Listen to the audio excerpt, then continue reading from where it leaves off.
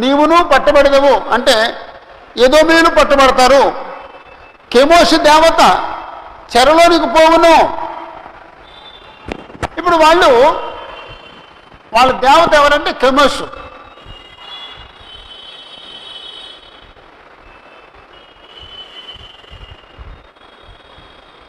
సొలొమోను మోయాబు స్త్రీలను పెళ్లి చేసుకుని కెమోషును పూజించాడు. మనం మొదటి రాజులు 11వ అధ్యాయంలో ఆ విషయం చూస్తామండి. యోషియా మొత్తం సొలొమోను నిలబెట్టిన ఆ విగ్రహాలన్నింటినీ బలిపీఠాలన్నీ పడగొట్టేశాడండి. సొలొమోనుకు విరుద్ధంగా ఎవరూ చేయలేదండి, యోషియా చేశాడండి. యోషియాకి సొలొమోను ముఖ్యం కాదు, యెహోవా ముఖ్యం. మిగిలిన వాళ్ళు కొంతమందికి సొలొమోను అంటే గౌరవం. వాళ్ళు మా రాజుల్లో, మా యోధా గోత్రంలో గొప్ప రాజు, యోధా రాజుల్లో గొప్పవాడు ఎవరంటే సొలొమోను. కాబట్టి సొలొమోను గౌరవించారండి. యోషియా యెహోవాను గౌరవించాడండి. అంతేనండి. ఈరోజు చాలామంది మా పూర్వీకులు చేశారు, మా పెద్దలు చేశారు, ఈ ఆచారాలు మేము చేస్తామంటారండి. యెహోవా చెప్పని ఆచారం ఏదైనా సరే, ఎంత పెద్దోడు చేసినా సరే అది పక్కన పడేయాలండి. యోషియా దగ్గర ఆ విషయం మనం నేర్చుకోవచ్చు. కెమోషు దేవత. ఇప్పుడు కెమోషు చెరకెళ్ళిందంటే కెమోషు దేవుడా, కెమోషును చెరకు పంపించినోడు దేవుడా? చెరకు పంపించినోడు దేవుడండి. అలాగండి. ఇప్పుడు కెమోషును వెళ్ళి పూజించారు. కెమోషు ఎందుకు వాళ్ళని ఆఫ్ చేయలేకపోయింది? ఎందుకు ఆఫ్ చేయలేకపోయింది? చెరకు వెళ్లకుండా ఎందుకు ఆఫ్ చేయలేకపోయింది? అలాగనమాట అండి. ఒకడును తప్పకుండా వాని యాజకులను అధిపతులను చెరలోనికి పోవుదురు. ఒకడును తప్పకుండా అంటే అందరూను. తర్వాత యాజకులు చెరలోకి వెళ్తారు, అధిపతులు చెరలోకి వెళ్తారు.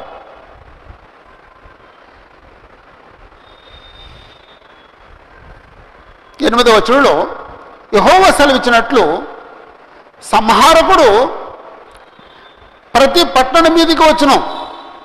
సంహారకుడు నాశనం చేసేవాడు ఎవరండి? నెబుకద్నెజరు. ప్రతి పట్టణం మీదకి వస్తాడు.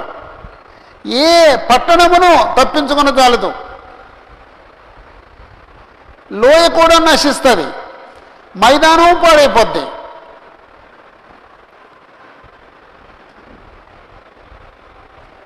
ఒకవేళ మోయాబుని తప్పించాలంటే మోయాబుకి రెక్కలు కట్టాలండి. మోయాబునకు రెక్కలు పెట్టుడి, అది వేగరముగా బయలుదేరిపోవలను. నివాసి ఎవరు లేకుండా దాని పట్టణములు పాడగును. నివాసులు ఎవరు ఉండకుండా పాడవుతారు. 10వ వచనంలో యెహోవా కార్యమును అశ్రద్ధగా చేయవాడు శాపగ్రస్తురవును గాక. అంటే ఒకవేళ వాళ్ళు యెహోవా దేవుని కార్యాల్ని అశ్రద్ధగా చేశారేమో.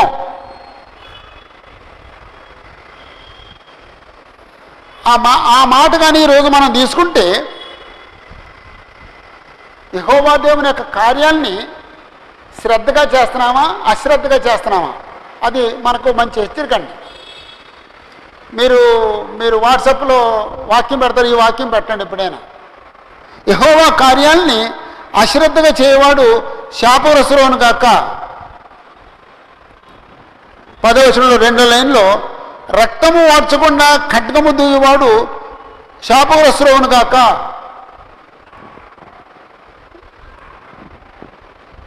ఈ వాక్యాన్ని బబులోను రాజుకు మనం వర్తింపజేస్తే, అక్కడ బబులోను రాజు కత్తి తీశాడు. కత్తి తీసిన తర్వాత ఖడ్గం దూసినప్పుడు రక్తం అంటే వాళ్ళు అంటే మోయాబీయుల్ని నాశనం చేయాలి, చంపాలి. చంపకపోతే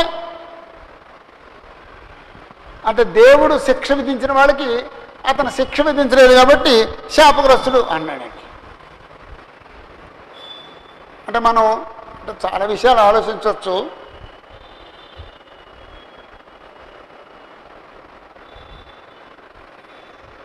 అమోరీయులతో యుద్ధం చేయమని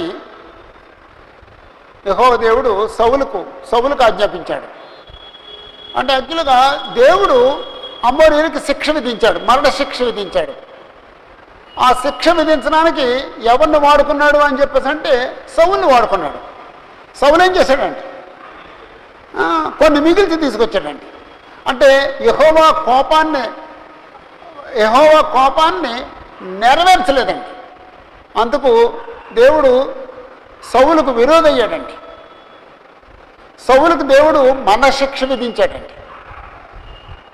అలాగండి. కాబట్టి దేవుడు మోయాబీలకు మరణశిక్ష విధించాడు. ఒకవేళ కత్తి దూసి రక్తం చెందించకపోతే అతనికి శ్రమ అన్నాడు అనమాట అండి. ఓకే, ఒకసారి వాళ్ళకి మనం ఇక్కడ కీడు అని రాసుకున్నాం. వాళ్ళకి కీడు సంభవిస్తుంది అనడానికి సంబంధించిన వచనాలు పదాలు చెప్పండి.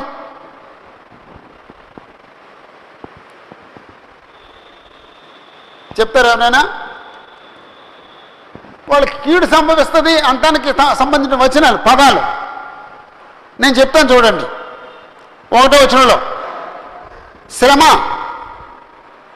పాడైపోతున్నది, పట్టబడినదై, అవమానమునందుచున్నది, పడగొట్టబడినదై, అవమానమునందుచున్నది, ప్రసిద్ధి ఉండదు, జనము కాకపోవును, కొట్టువేదము, కీడు చేయని ఉద్దేశించున్నారు, తరుముచున్నారు, రోధంతమని వినపడుచున్నది, మహావిజయం సంభవించున్నది, లయమైపోయాను, రోదనధ్వని వినపడుతున్నది, పరాజితుల రోదనధ్వని వినపడుతున్నది, ఏడ్చుచున్నారు, ఏడ్చుచూ ఎక్కుపోతున్నారు, పారిపోవుడి, చెరలోనికి పోవును, చెరలోనికి పోవుదురు, తప్పించుకున్న జాలరు, నశించును, పాడైపోవును, ఎవరు లేకుండా దాని పట్టణంలో పాడగును. ఈ పదాలన్నీ ఏంటండి? కీడుకు సంబంధించిన పదాలు కదా. మీరు ఏదైనా ఒక కలర్ పెన్ తీసుకుని ఆ పదాలన్నిటికీ గుర్తుపెట్టుకోండి.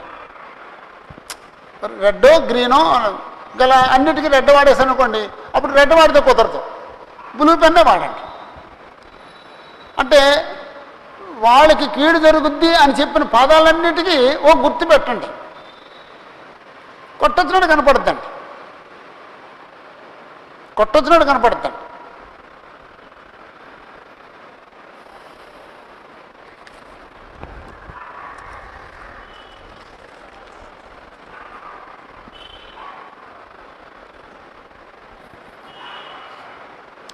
పదకొండవ వచనం నుండి 17వ వచనం వరకు, 11 నుండి 17 వరకు 11వ వచనంలో మాట ఉంది. మోయాబు తన బాల్యం నుండి నెమ్మది నొందెను అన్నాడండి. అంటే ప్రారంభం నుండి కూడా వాళ్ళు ఎలా ఉన్నారంటే నెమ్మది కలిగి ఉన్నారండి. అంటే ఏ యుద్ధాలు లేకుండా, ఏ శ్రమలు లేకుండా, ఏ కష్టాలు లేకుండా, ఏ చెరకు వెళ్ళకుండా చాలా ప్రశాంతంగా బ్రతికారండి.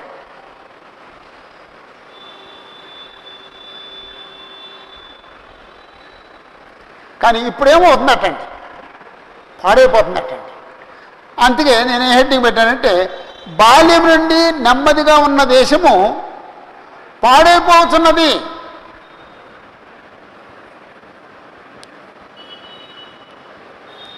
బాల్యము నుండి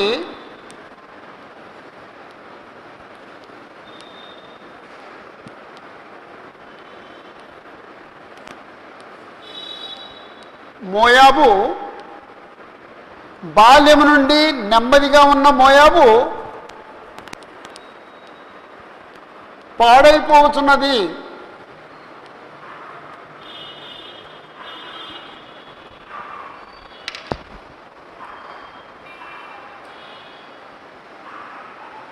పాడైపోతున్నది. ఓకే, 11వ వచనంలో మోయాబు తన బాల్యం నుండి నెమ్మది నొందెను. వీళ్ళు నెమ్మదిగా ఉన్నది అనటానికి ఒక ఇలస్ట్రేషన్ ఇచ్చాడండి.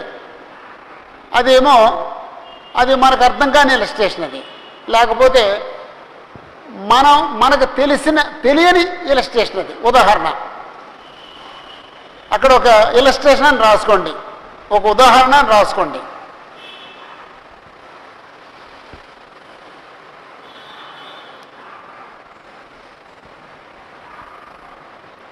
ఆ ఇలస్ట్రేషన్ ఏంటంటే, ఒక కుండలో నుండి ఆ కుండలోనికి, లేకపోతే ఈ కుండలో నుండి ఆ కుండలోనికి కుమ్మరింపబడకుండా అది మడ్డి మీద నిలిచెను. అది ఎన్నడూను చెరలోనికి పోయినది కాదు. అందుచేత దాని సారము దానిలో నిలిచి ఉన్నది, దాని వాసన ఎప్పటి వలనే నిలుచుతున్నది. అంటే ఒక కుండ ఉంది, లేకపోతే ఒక కుండ ఉంది, దీంట్లో ఏదో మడ్డు ఉంది, పైనేమో ద్రాక్షరసం ఉంది,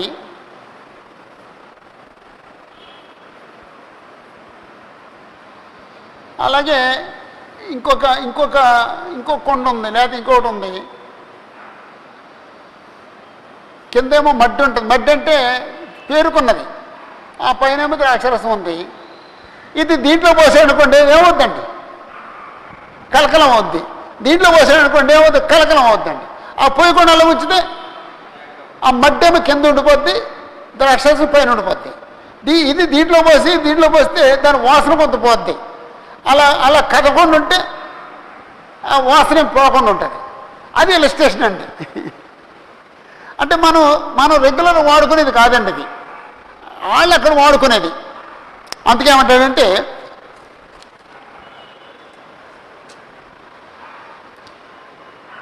ఈ కుండలో నుండి ఆ కుండలోనికి కుమ్మరింపబడకుండా అది మడ్డి మీద నిలిచెను. అంటే ఇదేమో మడ్డి, ఇదేమో ద్రాక్షరసం. మడ్డి మీద నిలిచెను.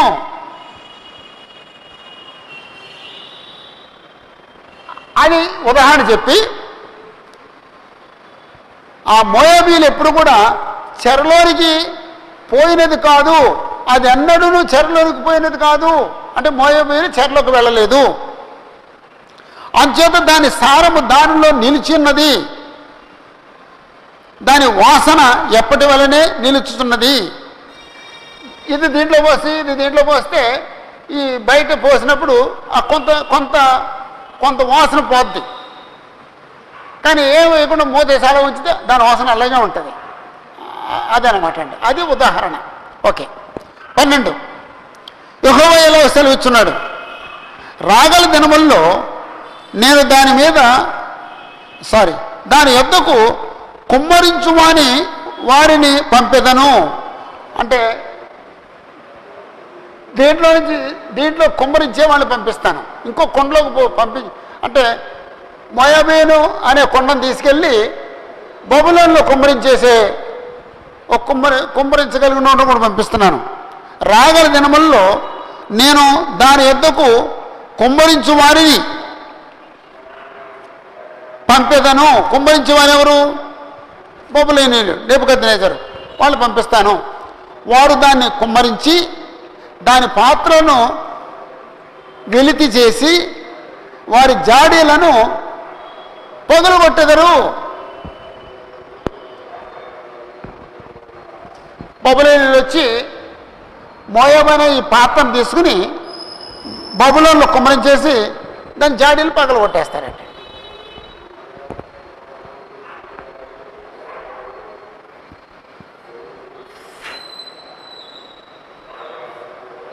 పదమూడవ వచనంలో ఇశ్రాయేలు వారు తాము ఆశ్రయించిన బేతేలును బట్టి సిగ్గుపడినట్లు, ఇశ్రాయేలీలు బేతేలును ఎప్పుడు ఆశ్రయించారండి? ఇశ్రాయేలీలు బేతేలును ఎప్పుడు ఆశ్రయించారండి? మొదటి రాజులు 13వ అధ్యాయంలో ఇశ్రాయేల్ రాజైన యెరోబాము బేతేలులోను దానులోను 2 దూడబొమ్మలను నిలబెట్టి ఇశ్రాయేలును ఐగుప్తులోకి తీసుకొచ్చిన దేవుడని యెహోవా ఇవే అని చెప్పేసి అన్నాడండి. ఆ విధంగా బేతేలును ఇశ్రాయేలు ఆశ్రయించారు. ఇశ్రాయేలు బేతేలును ఆశ్రయించి అవమానపరచబడ్డారా లేకపోతే ఆశీర్వదించబడ్డారా? అవమానపరచబడ్డారు. ఇశ్రాయేలీలు తాము ఆశ్రయించిన బేతేలు బట్టి సిగ్గుపడినట్లు మోయాబీలను కేమోషును బట్టి సిగ్గుపడుతున్నారు. ఇక్కడ కూడా ఇల్లస్ట్రేషన్ అంటది.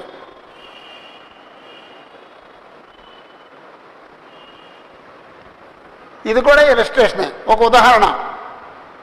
ఇక్కడ ఉదాహరణ ఎవరంటే ఇశ్రాయేలీలు.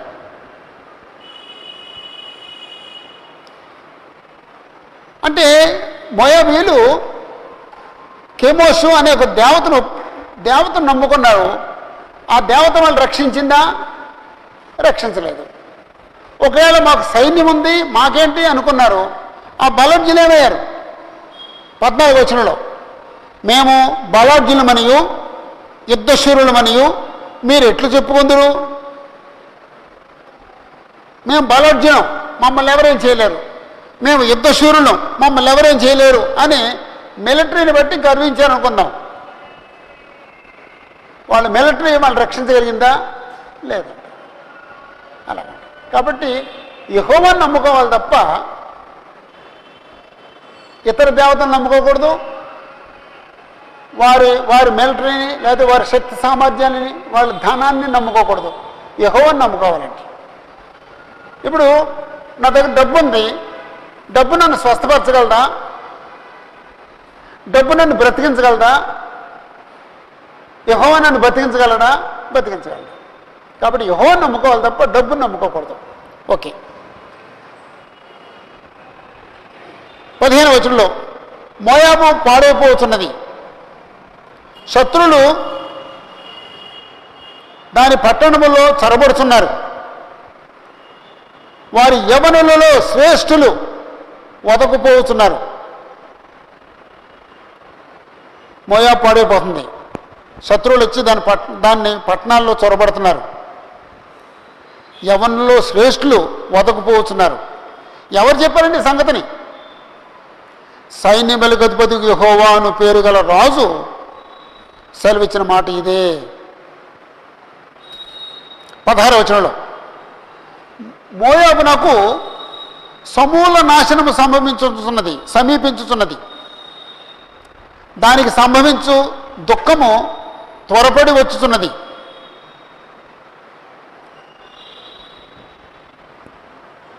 దాని చుట్టూనున్న మీరందరూ దాని గురించి అంగలార్చుడి, దాని కీర్తిని గురించి వినని వారులారా అంగలార్చుడి. బలమైన రాజదండము, ప్రభావము గల రాజదండము విరిగిపోయినే అని చెప్పుకొనుడి.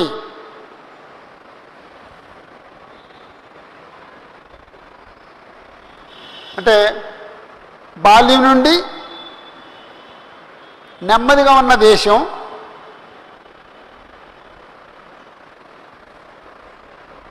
కెమోషు దేవత మీద ఆధారపడిన దేశం, బలార్జులు ఉన్నారు, యుద్ధశూరులు ఉన్నారు అని మిలిటరీ మీద ఆధారపడిన దేశం ఏమైపోయిందండి? సమూల నాశనము సమీపించున్నది. కాబట్టి దుఃఖపడండి, అంగలార్చండి. రాజదండం ఇరిగిపోయింది. రాజదండం అంటే రాజ్యం ఇరిగిపోయింది.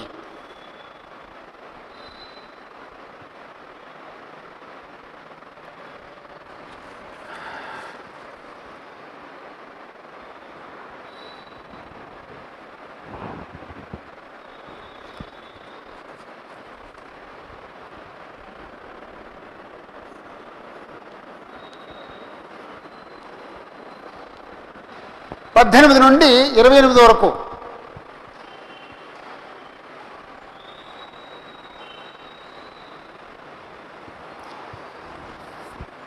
ఈ వచనాల్లో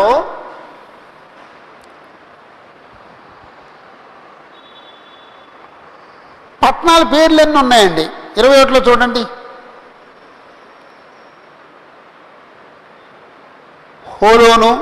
హోలోనునకును, యాహసునకును, మేఫాతునకును, దీబోనుకును, నెబోకును, బేత్ దెబ్బలతాయిమునకును, కిరియతాయిమునకును, బేత్గామూలునకును, బేత్మయోనునకును, కెరియోతునకును, బొస్రాకును,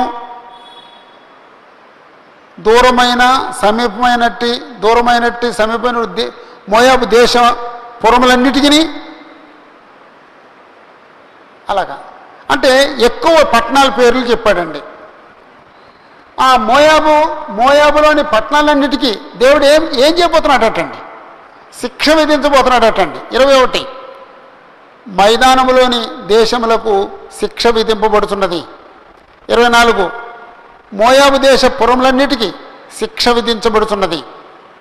అంటే ఈ మాటలను బేస్ చేసుకుని దీనికి ఏమిటి పెట్టంటే మోయాబులోని పట్టణములకు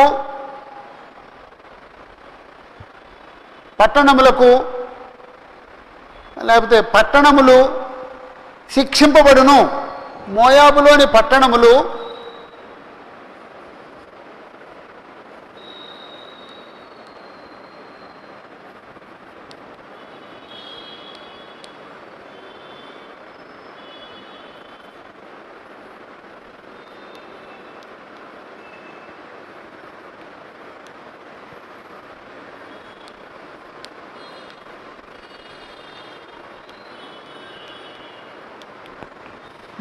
మోయాబులోని పట్టణములు శిక్షించబడును.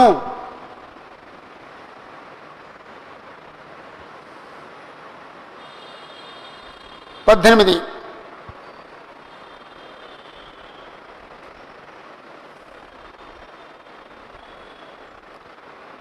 దీబోనులో ఆసీనురాలై ఉండుదానా?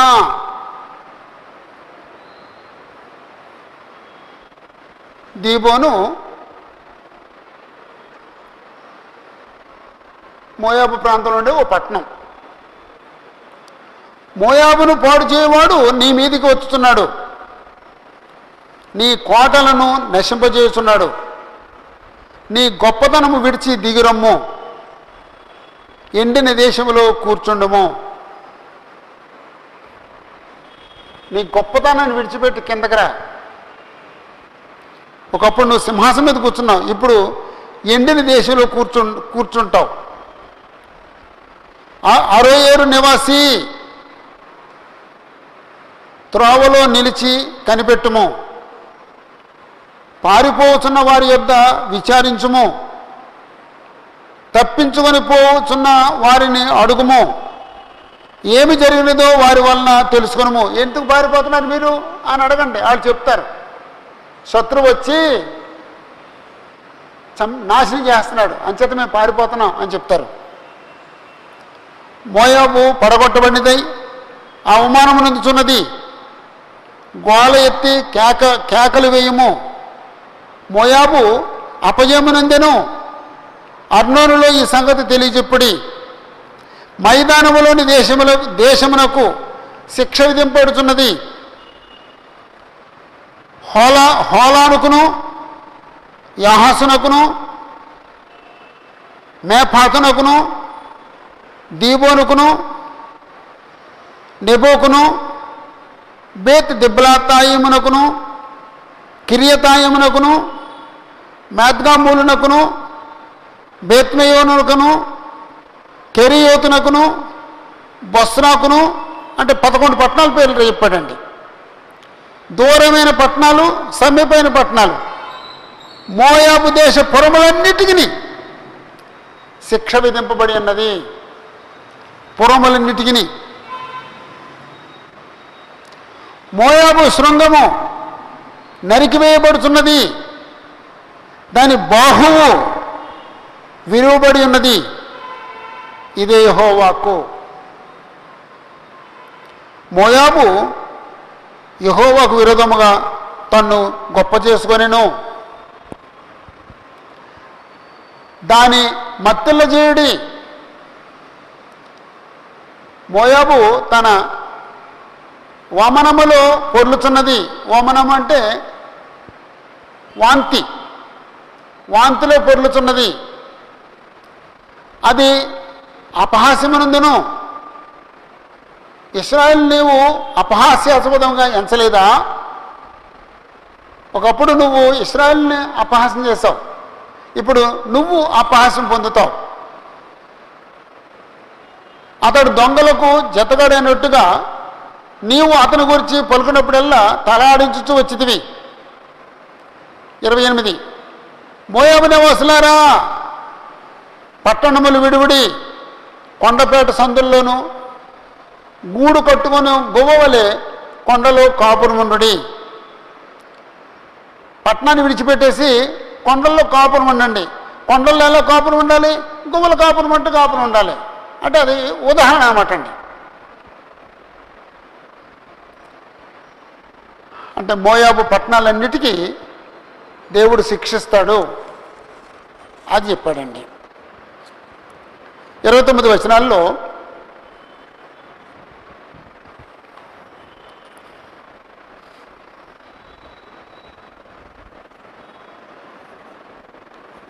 ఇరవై 30 వచనాల్లో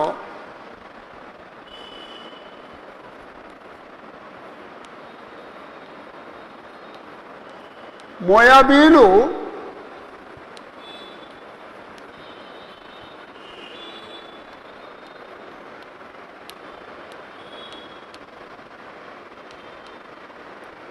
శిక్షించబడుటకు అసలు కారణం గర్వం.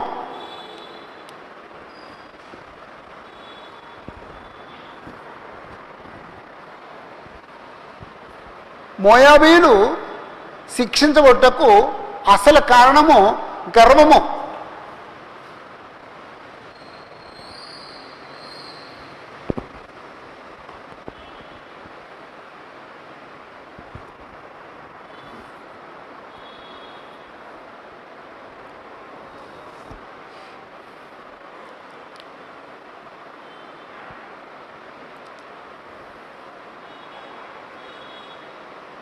ఇరవై 30 వచనాలు. మోయాబీల గర్వమును గూర్చి వింటిమి. వారు బహుగర్వపోతులు. వారి అత్యమును గూర్చియు గర్వమును గూర్చియు అహంకారమును గూర్చియు పొగరును గూర్చియు మాకు సమాచారం వచ్చెను. వారి తామసమును వచింపనాని వారి ప్రగల్భములను నాకు తెలిసే ఉన్నవి. చేయదగని క్రియలు వారు బహుగా చేస్తున్నారు. ఇదే యెహోవా వాక్కు.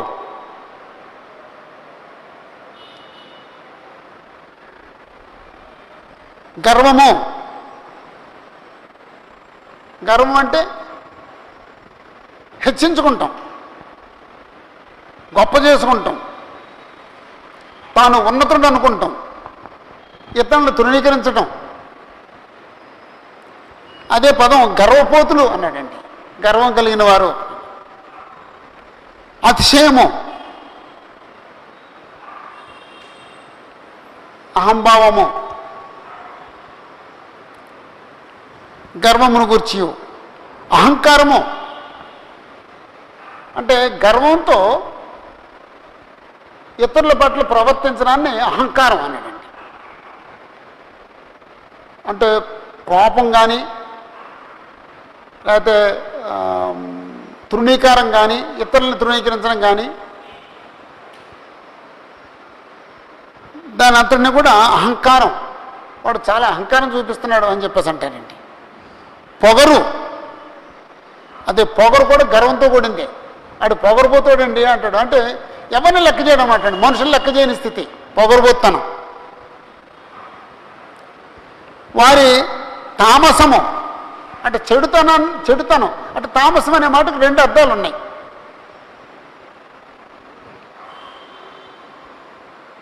ఇక్కడ తామసం అని చెప్పేసి అంటే మంచి అర్థం కాకుండా చెడు అర్థం తీసుకుంటే చెడుతనం, దుష్టత్వం. వచింపనాని ప్రగల్భములు అంటే వాడు చేయకుండా చేశానని చెప్తాడు, అబద్ధం చెప్తాడు, కానీ నేను చాలా గొప్ప పనులు చేశానని చెప్తాడు. దాన్ని ప్రగల్భాలు అంటారండి. నేను పులిని చంపేశాను అంటాడండి, అబద్ధం. అది పులిని చంపలేదు, దాన్ని ఏమంటారంటే ప్రగల్భాలు పలుకుతున్నాడు అంటారండి. గొప్పలు చెప్పుకుంటాం. చేయదగని క్రియలు వారు బహుగా చేస్తున్నారు. చేయవలసిన క్రియలు ఏంటంటే దేవుడు చెప్పినవి చేయడం, చేయదగినవి. చేయకూడదంటే దేవుడు చెప్పనివి, చెయ్యొద్దని చెప్పినవి, అవి చేయకూడని పనులు బహుగా చేస్తున్నారు. అదండి అసలు ఇదంతటికి నాశనాంతటికి కారణం గర్వం. ఈ పేర అంటే ఆ రెండు వచనాలు కీలకమైనవి.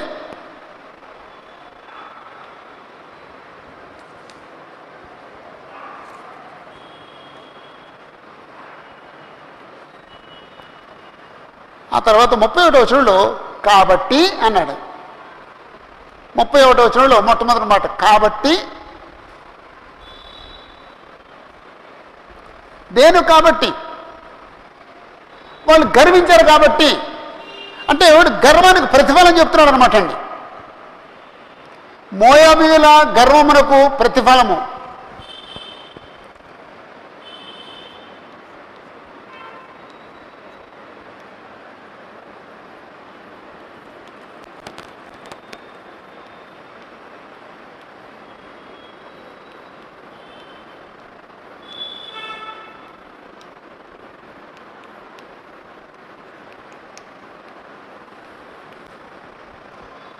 మోయాబీయుల గర్వమునకు ప్రతిఫలము.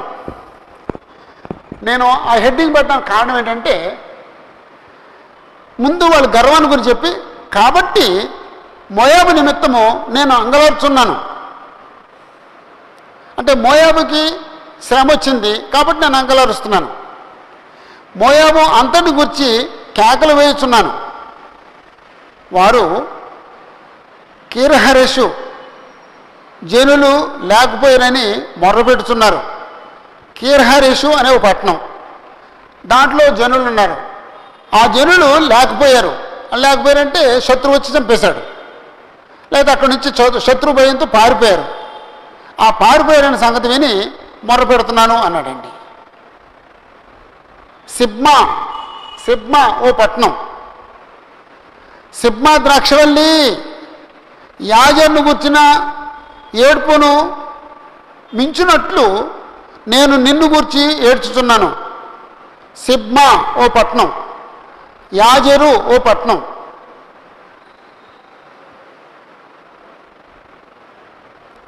నీ తీగలు ఈ సముద్రమును దాటి వ్యాపించెను, అవి యాజరు సముద్రం వరకు వ్యాపించెను. అంటే ద్రాక్షవల్లి తీగలు వ్యాపించినాయి అని చెప్పేసి అంటే ఆ సిగ్మా వారు బాగా విస్తరించారు, సముద్రం వరకు విస్తరించారు. నీ వేసవికాల ఫలముల మీదను ద్రాక్ష గెలల మీదను పాడు చేయవాడు పడును. వేసవికాలం ఫలాలు వచ్చినాయి, ఆ టైంలో శత్రువు వచ్చాడు, శత్రువులు పట్టుపోయారు, శత్రువులు తినేశారు. ద్రాక్ష గెలల మీద పాడు చేసేవాడు పడ్డాడు. ఫలభరితమైన పొలముల్లో నుండి, మోయాబు దేశములో నుండి ఆనందమును సంతోషమును తొలగిపోయాను. ఇంతకుముందు ఆనందంగా బ్రతికేవాళ్ళు, సంతోషంగా ఉండేవారు. ఇప్పుడు ఆనందం సంతోషం తొలగిపోయింది. ద్రాక్ష గానుగలలో ద్రాక్షరసము లేకుండా చేయుచున్నాను. జనులు సంతోషించుచు త్రొక్కరు. అంటే ద్రాక్షరసం తొక్కేటప్పుడు సంతోషిస్తూ తొక్కుతాడటండి. కారణం ఏంటంటే ఆ ద్రాక్షరసం వస్తుంది, మేము దాన్ని అమ్ముకుంటాం, మేము త్రాగుతాం, దాన్ని అమ్ముకుంటాం, దాన్ని నిల్వ చేసుకుంటాం, అని ప్రతిఫలం వచ్చిందని సంతోషిస్తారు. కానీ ఇప్పుడు సంతోషించరు. సంతోషము నిస్సంతోషమాయను.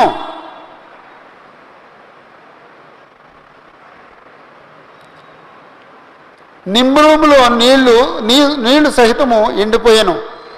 నిమ్రియము అదొక వాగు, దాంట్లో నీళ్ళు ఎండిపోయినాయి అన్నాడు. హెష్బోను మొదలుకొని యాలాలే వరకును యాహసు వరకును, సోయరు మొదలుకొని హోరోనయ్యం వరకును, ఎగ్లత్సాలిషా వరకును జనులు కేకలు వేస్తున్నారు.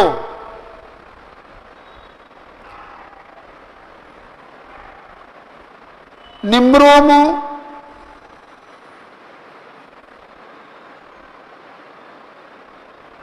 ఏరు ఎండిపోయింది, జనులు కేకలు వేస్తున్నారు. ఎక్కడి నుంచి ఎక్కడి వరకు? హెష్బోను మొదలుకొని ఏలాలే వరకు, యాహసు వరకు, సోయరు మొదలుకొని హోరోనయ్యం వరకు, ఎగ్లత్సాలిషా వరకు జనులు కేకలు వేస్తున్నారు. అది ఎందుకు అంటే గర్వానికి ప్రతిఫలం. 35 ఉన్నత స్థలమున బలులు అర్పించు వారిని, దేవతలకు ధూపం వేయవారిని మోయాబులో లేకుండా చేశాను. ఉన్నత స్థలాల్లో బలు అర్పించేవారిని, ఆరాధించేవాళ్ళు కానీ యాజకులు కానీ దేవతలకు ధూపం వేయవారిని మోయాబులో లేకుండా చేశాను. ఇదే యెహోవా వాక్కు. వారు సంపాదించిన దానిలో శేషించినది నశించిపోయాను. మోయాబును గురించి నా గుండె పిల్లను గ్రోవ్ వలె నాదము చేయుచున్నది, అంటే ఏడుస్తున్నాను అని. కీర్హరిషు వరకు వారిని గురించి నా గుండె పిల్లను గ్రోవ్ వలె వాగుచున్నది. నిశ్చయముగా ప్రతి తల బోడి ఆయను, గడ్డము గొరిగింపబడిను. చేతులన్నిటి మీద నరుకులు, అంటే కత్తులతో వసిన ఘాట్లు నరుకులు, నడుమునకు గోనెపట్టయు ఉన్నవి. ఎందుకు తలబోడైంది? ఎందుకు గడ్డం గొరిగించబడింది? ఎందుకు చేతుల మీద నరుకులున్నాయి? ఎందుకు నడుము మీద గోనెపట్టుంది? వాళ్ళు గర్వించినందువల్ల, కష్టం వచ్చింది కాబట్టి. మోయాబు ఇంటి పైకప్పులన్నిటి మీదను దాని వీధులలోనూ అంగలార్పు వినబడుతున్నది. అంటే ఆ ఇంట్లో ఉండి ఏడుస్తుంటే పైకప్పు మీద నుంచి వినపడుతున్నట్టంట. వీధుల్లో ఎక్కడ చూసినా అంగలార్పు వినపడుతుంది.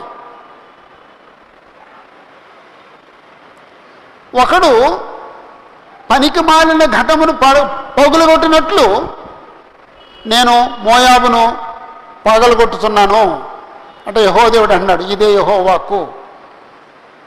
పనికి మాలిన ఘటాన్ని ఒకడు పగలగొట్టినట్టుగా అది ఉదాహరణ. పనికిరాని కొండ ఉంది, ఆ వ్యక్తి ఏం చేస్తాడు? పగలగొడతాడండి. నేను అలాగే మోయాబును పగలగొడుతున్నాను.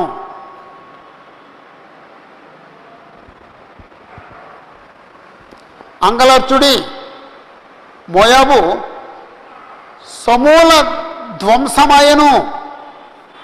మోయాబు నీవు వెనుక తిరిగితివే, సిగ్గుపడము. మోయాబు తన చుట్టూనున్న వారందరికీ అపహాస్యాస్పదముగాను భయ కారణముగాను ఉండను.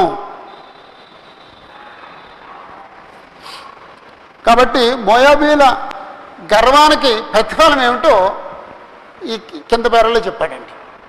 అప్పుడు మీరు, అంటే నేను చెప్పడానికి టైం లేదు నాకు, మీరు క్రింద ప్రతిఫలం అని రాసుకుని వాళ్ళకి ఏమేమి సంభవించిందో రాయండి.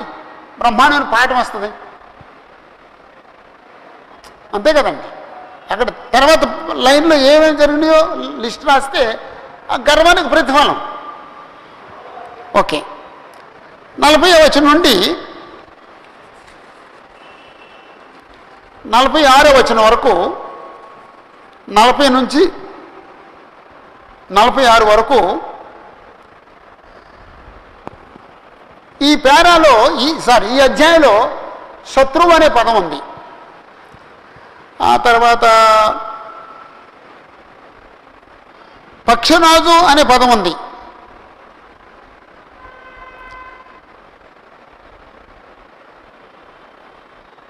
ఇంకో మాట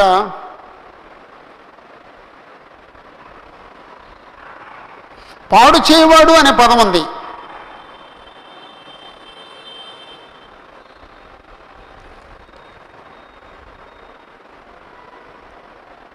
సంహారకుడు అనే పదం ఉంది.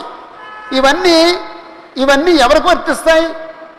నెబుకద్నెజరుకు వర్తిస్తాయండి. కాబట్టి ఈ వచనాల్లో అంటే ఈ అధ్యాయం అంతట్లోనూ కానీ ఇక్కడ నెబుకద్నెజరు గురించి ఎక్కువ చెప్తున్నాడండి. నెబుకద్నెజరు చేయునది లేకపోతే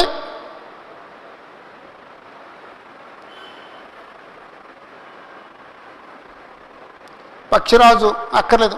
నెబుకద్నెజరు చేయనది 40-46.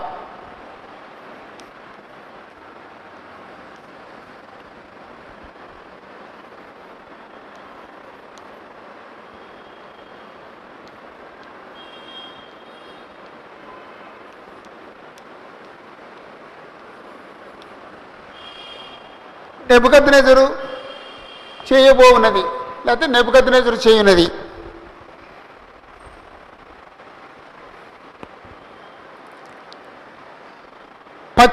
యెహోవా సెలవిచ్చినది ఏమనగా పక్షిరాజు ఎగురినట్లు ఎగిరి అది మోయాబు మీద తన రెక్కలు చాపుచున్నది.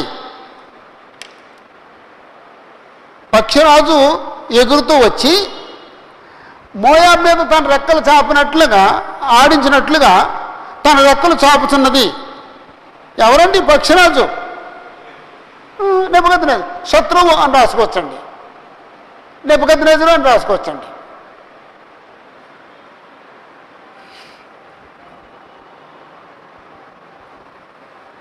కోటలు పడగొట్టబడి ఉన్నవి, దుర్గములు పట్టబడి ఉన్నవి. ఆ దినమున మోయాబు శూరుల హృదయం ప్రసవించు స్త్రీ హృదయం వలె ఉండును. అంటే మోయాబు దేశంలో శూరులు ఉన్నారు. వాళ్ళు ఏమన్నా శత్రువుని ఆపగలరా? ఆపలేరు. అలాగనమాట అండి. శత్రువు లేకపోతే ఆ దినమున మోయాబు శూరుల హృదయం ప్రసవించే స్త్రీ హృదయం వలె ఉండును. ప్రసవించే స్త్రీ భయంకరమైన బాధని భరించలేక కేకలేస్తుందండి.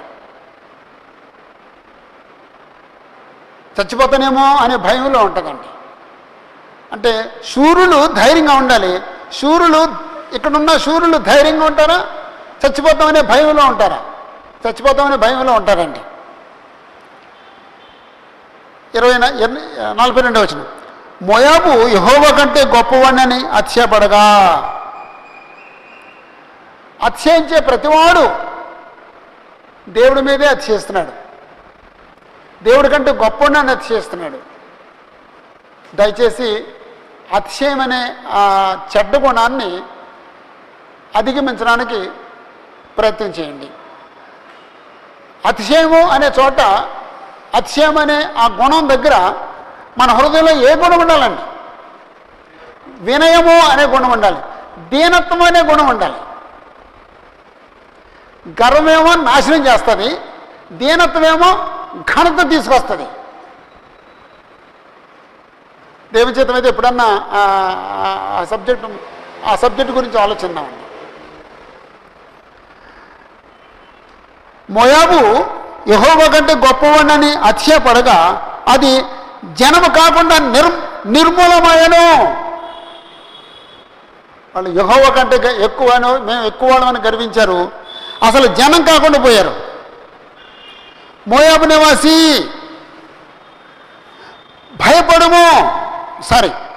మోయాబు నివాసి భయమును గుంటయు ఉరియు నీ మీదికి వచ్చినవి. అంటే మోయాబీలు నాశనం చేయడానికి దేవుడు 3 పెట్టాడండి. ఒకటి భయము, 2 గుంట, 3 ఉరి.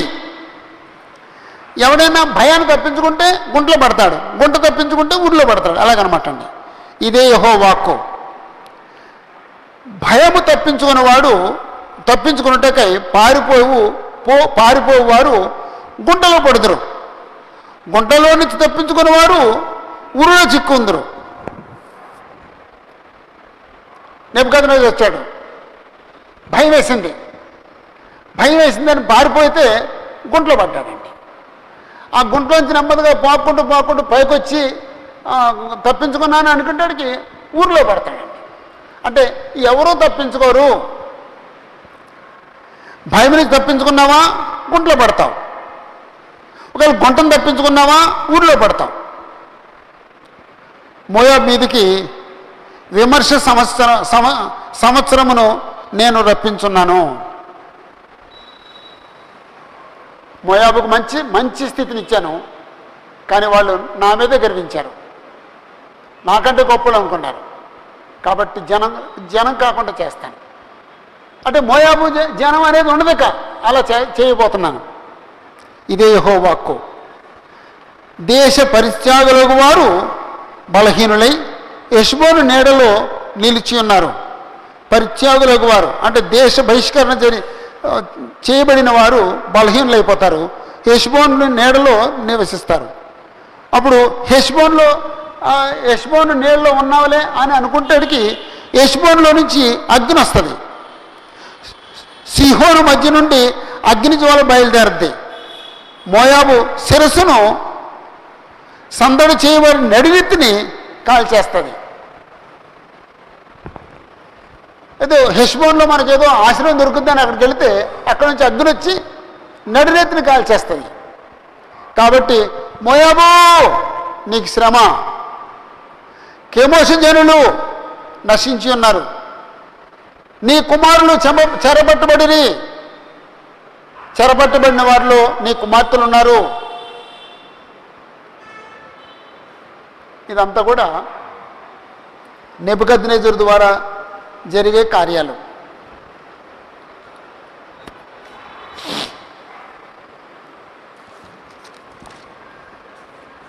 ఒకసారి మొదటి నుంచి మోయాబు దేశంలో ఎవరెవరు పట్టబడతారు, ఎవరెవరు చెరకెడతారు ఒకసారి చూడండి. ఎవరైనా చెప్పండి. ఎవరైనా 4వ వచనంలో బిడ్డల రోదన ధ్వని వినబడుతున్నది అంటే చిన్న బిడ్డలు సఫర్ అవుతారు. అమ్మా 7వ వచనంలో కెమోషు దేవత చెరకపోద్ది.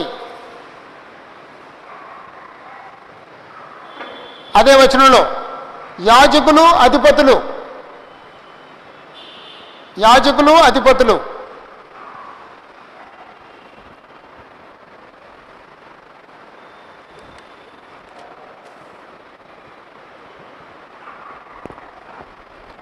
14వ వచనంలో బలాఢ్యులు యుద్ధశూరులు, 15వ వచనంలో యవనులలో శ్రేష్ఠులు వదకుపోతారు.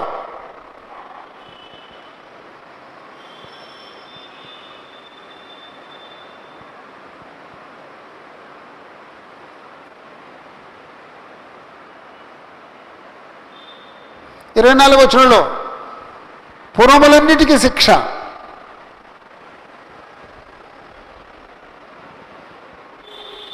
28వ వచనంలో మోయాబు నివాసులారా, మోయాబు నివాసులందరికీ. 31వ వచనంలో కీర్హరిషు జనులు అంటే జనులందరూ.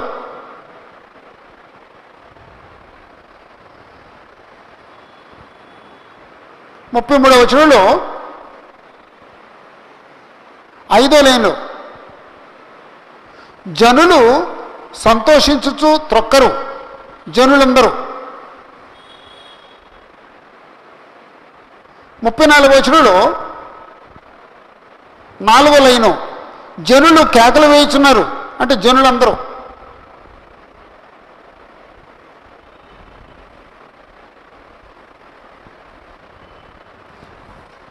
నలభై 41వ వచనంలో శూరుల హృదయము, శూరులు.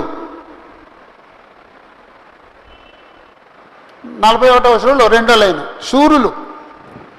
43 మోయాబు నివాసి, అంటే మోయాబు నివాసులందరూ.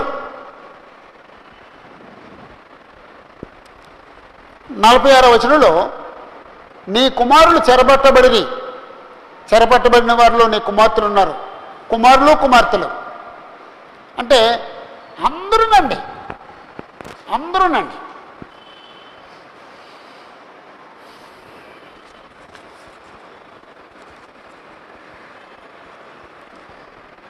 47వ వచనం,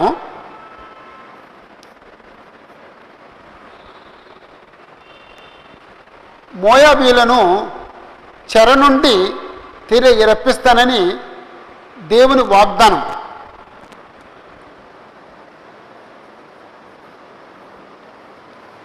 మోయాబీయులను చెర నుండి రప్పిస్తానని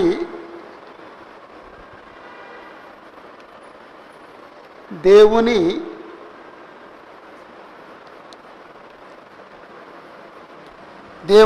వాగ్దానం.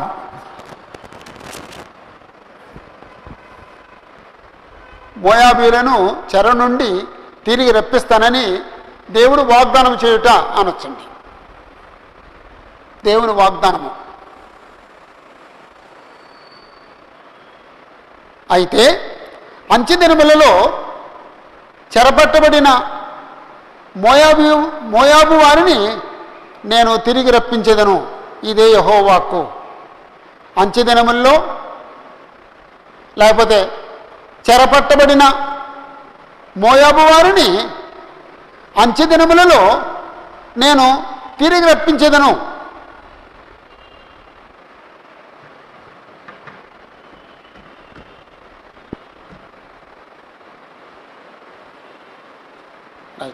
యూదులు బబులోను చెరకు వెళ్ళారు. యూదులు తిరిగి వచ్చారండి.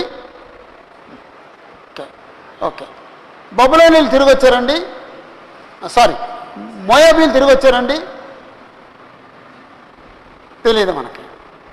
పోనీ ఎజ్రా గ్రంథంలో కానీ నెహెమ్యా గ్రంథంలో కానీ మోయాబీలు ప్రస్తావన ఏమైనా ఉందా? మోయాబు స్త్రీలను పెళ్లి చేసుకున్నారు వాళ్ళు. అన్ని స్త్రీలు పెళ్లి చేసుకున్న వాళ్ళు మోయాబు స్త్రీలు ఉన్నారు, ప్రస్తావన ఉంది. కానీ యూదులు తిరిగి వచ్చినట్టుగా వీళ్ళు తిరిగి రాలేదు. కానీ మరి అంచె దినాల్లో చెరపట్టబడిన మోయాబీయుల వారిని అంచె దినాల్లో నేను తిరిగి రప్పిస్తాను అన్నాడు. అది అంచె దినాలంటే ఇవి. యేసుప్రభు రెండోసారి వచ్చేది. యేసుప్రభు మొదట వచ్చింది అంచె దినాలు. కాబట్టి అంచె దినాలు అని చెప్పేసి అంటే యేసుప్రభు మొదట వచ్చినప్పుడు, క్రీస్తు యొక్క సంఘం స్థాపించబడినప్పుడు ఈ మోయాబీలు కూడా క్రీస్తు యొక్క సంఘంలో స్థానం ఇస్తాను అని దేవుడు చెప్పాడండి. అలాగండి సువార్త ఆ ప్రాంతానికి కూడా వెళుతుంది. లేకపోతే ఇశ్రాయేలుతో కలిసిపోయిన మోయాబీలు రక్షించబడతారు.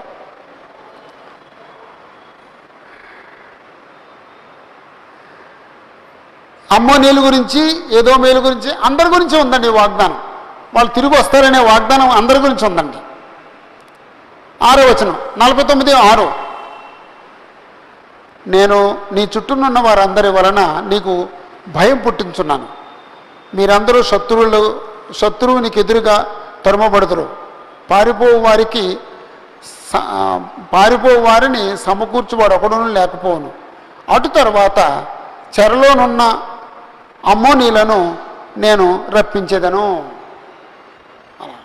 అంచేత వీళ్ళందరి గురించి మళ్ళా తిరిగి నేను రప్పిస్తాను అని దేవుడు వాగ్దానం చేశాడండి. యేసు ప్రభు వచ్చినప్పుడు అన్ని ప్రాంతాల వాళ్ళు దేవుని యొక్క రాజ్యంలోకి వచ్చారు, దేవుణ్ణి నమ్ముకున్నారు, యేసు ప్రభు యొక్క అధికారానికి లోబడ్డారు. అందుకే అపోస్తలుల 2వ అధ్యాయంలో ఎలామీలు, మెసొపొతమియా, యోదయ, కప్పదొకియ, పొంతు, ఆసియా, పురుగియా, పంపులియా, వీళ్ళందరూ ఉండండి. అందరూ క్రీస్తు యొక్క సంఘంలో వచ్చారు. కాబట్టి ఆ వాగ్దానం చేశాడండి. అయితే చెరపట్టబడిన మోయాబు వారిని అంచె దినములలో నేను తిరిగి రప్పించేదను, ఇదే యెహోవాకు. ఆఖరి మాట. ఇంతటితో మోయాబును గురించిన శిక్షా విధి ముగిసెను. ఓకే, దేవుడు మోయాబునకు తీర్పు తీర్చుట అని హెడ్డింగ్ పెట్టుకోవచ్చండి. అది అక్కడ ఉన్నది అదే. కానీ ఈ హెడ్డింగ్ ఎందుకు పెట్టానంటే ఆఖరి వచనాన్ని బట్టి పెట్టానండి. దేవుడు మోయాబునకు కలుగుజేయు శిక్షా విధిని గురించి 1:10 మోయాబునకు కలుగు కీడును గురించి వ్రాయబడింది. అంటే అంతా ఉంది కీడు. బాల్యం నుండి నెమ్మదిగా ఉన్న మోయాబు పాడైపోతున్నది. మోయాబు దేశంలోని పట్టణములు శిక్షింపబడును. మోయాబీలు శిక్షించబడుటకు అసలు కారణం గర్వము. మోయాబీల గర్వమునకు ప్రతిఫలము. లేకపోతే మోయాబీల గర్వమునకు ప్రతిఫలము వారు అనుభవించిరి అనొచ్చు సెంటెన్స్ కంప్లీట్ అవటానికి.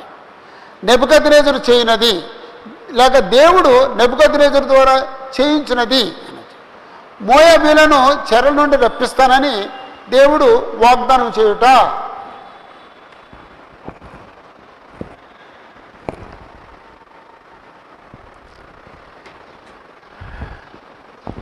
ఈ విధంగా ఒక పెద్ద అధ్యాయం. నేను అది 2 వారాలు చెప్పలేమో అనుకున్నాను, 2 సార్లు చెప్పాల్సి వస్తుందేమో అనుకున్నా. సులువుగానే దేవుని కృప చేత 2 అవర్స్లో మనం చెప్పేసుకోగలిగాం. చాలా ఇన్ఫర్మేషన్ దొరికింది మనకి. మోయాబ్ అనే పదమే దగ్గర 31 టైమ్స్ ఉన్నది. పట్టణాలు ఇంచుమించు 27 పట్టణాల పేర్లు ఈ అధ్యాయంలో ఉన్నాయి.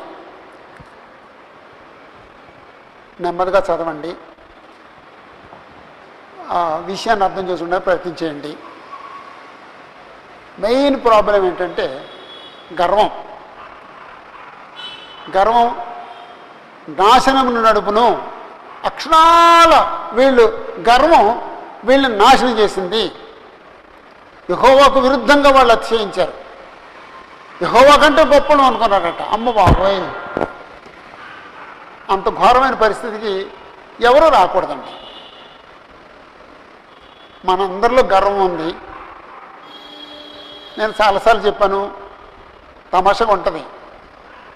నేను తెల్లగా ఉన్నాను గర్విస్తాం, నేను నల్లగా ఉన్నాను గర్విస్తాం, నేను ఎత్తుగా ఉన్నాను గర్విస్తాం, నేను పొట్టిగా ఉన్నాను గర్విస్తాం, నేను విద్యావంతులని గర్విస్తాం, నాకు ఆస్తిపాస్తులు ఉన్నాయని గర్విస్తాం, నాకు పదం ఉందని గర్విస్తాం, నాకు ఉద్యోగం ఉందని గర్విస్తాం, నేను పాట పాడగలనని గర్విస్తాం, నేను ప్రసంగం చేయగలను గర్విస్తాం, నేను ఆరోగ్యంగా ఉన్నానని గర్విస్తాం, నాకు షుగర్ లేదని గర్విస్తాం. అసలు ఇవన్నీ ఎవరు ఇచ్చారండి? నీకు రంగు ఇచ్చింది ఎవరు? నీకు తెలిపించింది ఎవరు? ఈ నలిపించింది ఎవరు? ఎత్తుగా ఉంచింది ఎవరు? పొట్టిగా ఉంచింది ఎవరు? నీకు ఆరోగ్యం ఇచ్చింది ఎవరు? ధనం ఇచ్చింది ఎవరు? నీకు విద్యను ఇచ్చింది ఎవరు? ఉద్యోగం ఇచ్చింది ఎవరు? నీకు పదవినిచ్చింది ఎవరు? ఎవరండి? ఒకవేళ నేను భక్తిగా ఉన్నానని గర్విస్తే అసలు భక్తిగా ఉండే అవకాశం ఇచ్చింది ఎవరు? దేవుడు. కాబట్టి గర్వించే ప్రతి మనిషి ఎవరి మీద గర్విస్తున్నాడండి? దేవుని మీద గర్విస్తున్నాడండి. గర్వానికి ముందు నాశనం నడుస్తుంది. అది తెలుసు కూడా గర్విస్తామండి. కాబట్టి గర్వం వద్దు.